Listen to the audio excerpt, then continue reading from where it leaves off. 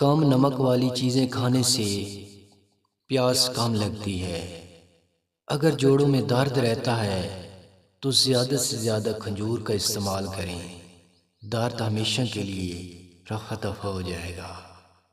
جو حضرات دمہ کی بیماری میں مبتلا ہیں وہ زیادہ سے زیادہ انناس کا پھل کھائیں یا پھر جوس بنا کر پئیں، دمہ کی بیماری ختم ہو جائے گی۔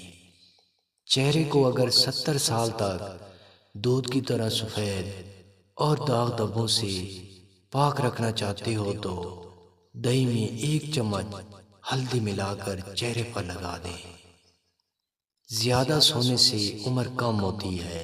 لہسن کا رس سر پر لگانے سے جوؤں کا ہمیشہ کے لیے خاتمہ ہو جاتا ہے اور سر کی خشکی بھی ختم ہو جاتی ہے۔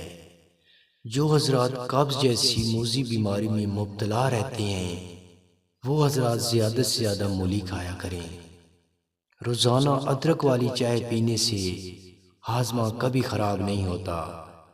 زیتون کے تیل سے سر میں مساج کرنے سے بال لمبے اور مضبوط ہوتے ہیں اور گرنا بھی بند ہو جاتے ہیں۔ انار کے بیجوں کا سفوف چہرے پر لگانے سے چہرہ چمکدار ہوتا ہے۔ اگر ہونٹوں کو نرم و ملائم اور گلابی رکھنا چاہتے ہو تو گلاب کے پھولوں کا باریک سفوف دودھ میں مکس کر کے ہونٹوں پر لگائیں۔ ہم بستری سے پہلے اگر گڑ کو الائچی کے بیجوں کے ساتھ کھا لیا جائے تو نفس کی ایسی حالت بگڑ جائے کہ پہلے ہی جھٹکے میں عورت نیچے سے شرمگاہ مسلتی مسلتی بھاگ جائے گی۔